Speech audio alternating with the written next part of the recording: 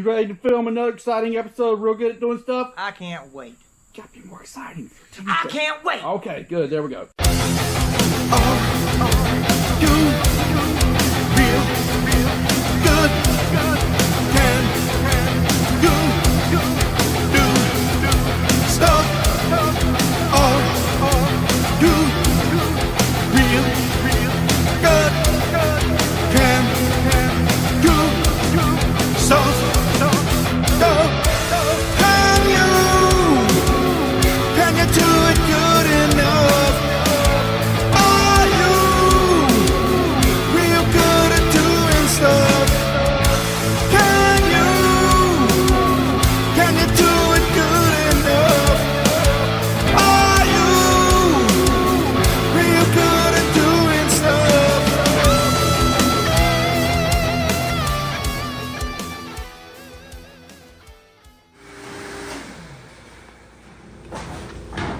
All right, welcome back to another impossibly exciting episode of Real Good at Doing Stuff.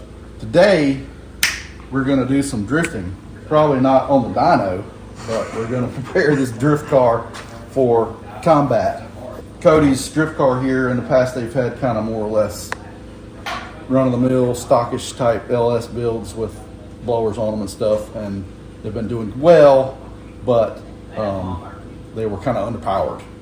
And me not knowing much about drifting, I basically said, so you got enough power to spin the tires, why does it matter? But he explained to me that you actually need more power so you can do spicier burnouts with bigger tires. Hell yes.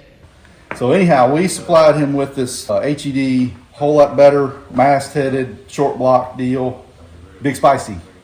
And now we're going to tune them up today so they can do spicier drift stuff. So anyhow, we'll take a look at the process here. We just made a couple rips just to kind of get a baseline.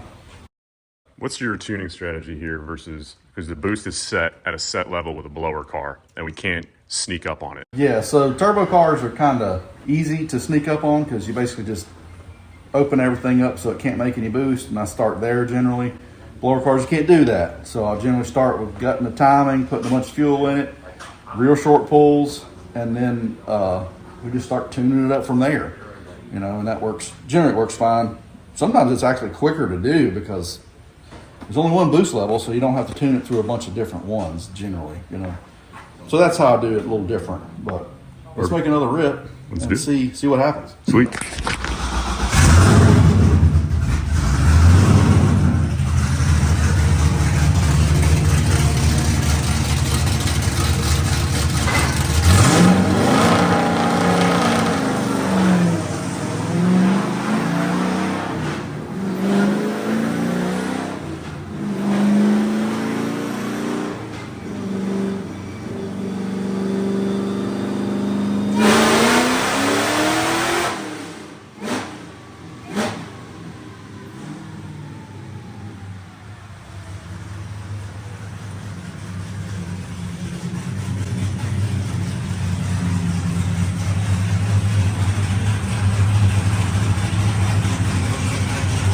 Getting 12 pounds.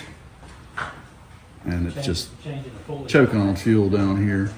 But we're going to fix it. I can call Donnie. What fuel are we on? Make sure it's okay. This thing's on, After it's done. I think it's on 112. Oh, yeah, They told me. No, it's right there. It's like it's a long way. Oh, yeah, I forgot this shit.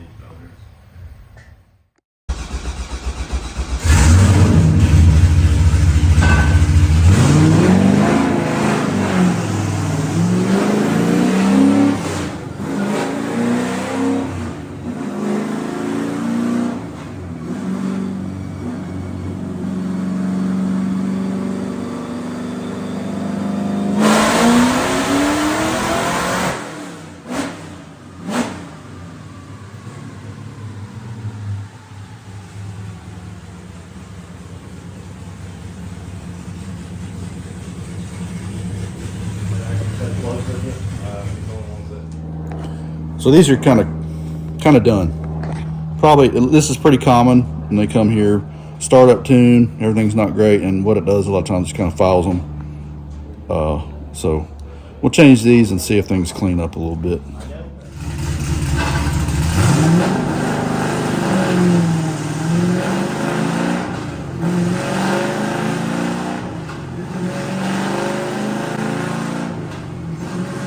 The shirt's looking a little rough, Pete.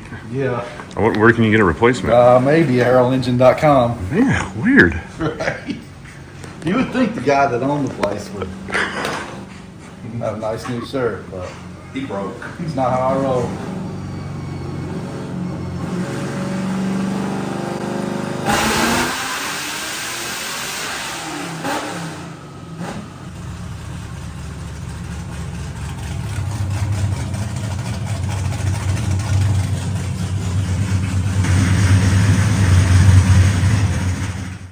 How is this thing making more power at? Why do the peaks look so different, Pete? So the blue one is the old motor, which was a Pro-Charged stock bottom end, 4.8. And the red is the big boy. The big boy, the spicy boy, Whipple supercharged 3.9 stroke. Big difference. What is that, like 200 or 300 horsepower? Very low RPM. Substantial, some might would say. Yeah, which is the way I understand it. What you're looking for with drifting, you need power on the bottom to get the tires loose. Yeah, I think this is a happy customer so far. Yeah.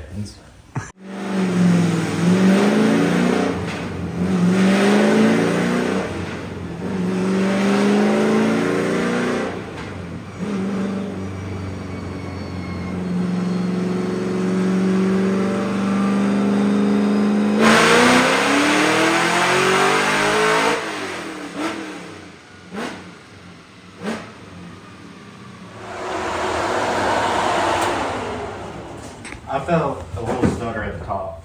Yeah. Yeah, I heard a little burp.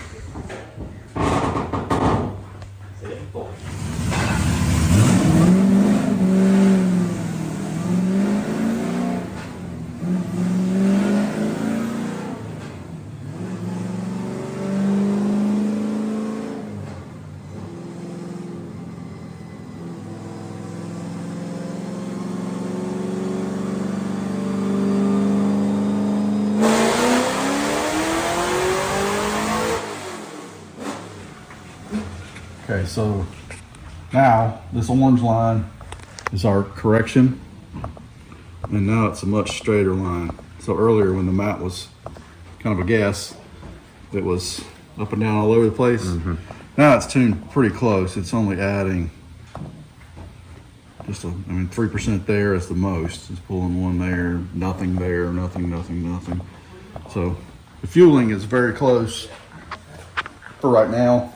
We'll probably just turn it a little more, and I think he's got another pulley, a spicier pulley, and we'll probably swap that on and see what happens.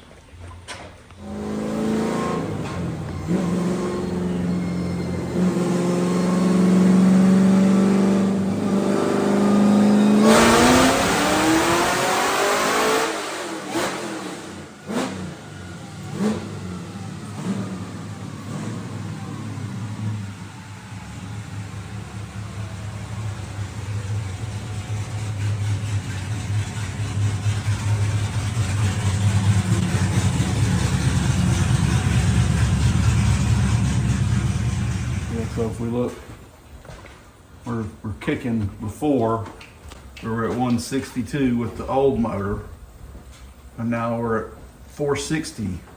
So we're 300 horsepower up. That's probably 2.5 times the power. So, and that pulley picked it up 65 at that spot. Now up here picked it up even more. Now our peak is over 8. We didn't turn it as much that time just to make sure everything was cool, but it picked it up about 60 up top. So, well, really 60, 65, 70 everywhere, so. Call that usable power. Right, yeah.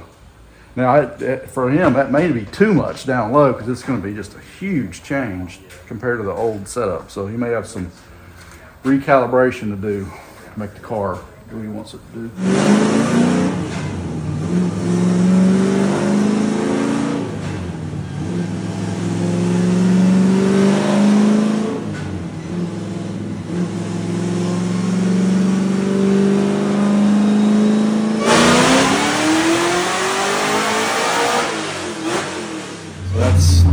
17 pounds, and our closed loop is still very similar.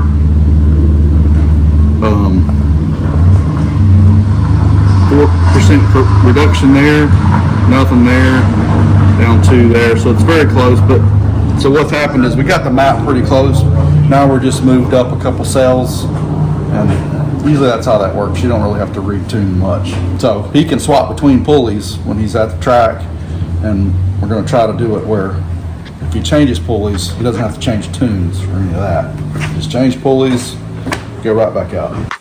Okay, so that's 833 or so at 7,000. Still on its way up. Those numbers are uncorrected, so that's what it actually put to the tires today. A lot of times I do that because sometimes I don't trust my weather station the most. If you correct that for the air today, that'd be like 870 something. Now, tune is still very conservative, both in fuel and timing, and we're going to leave it there for today because this is going to be such a huge change from what you had before. There's no point in just tuning this thing to death. But anyhow, I guess that's all for this episode of Real Good at Doing Stuff. There's your drift car set up. I don't know much about drifting, but they need lots of bottom end punch, and they got a lot more of it today.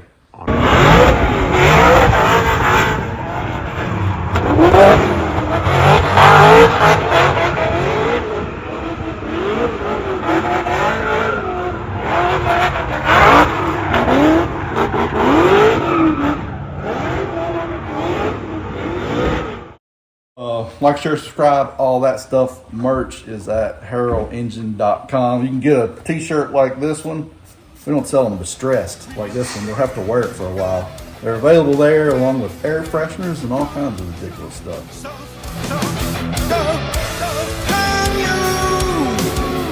Can you do it good enough?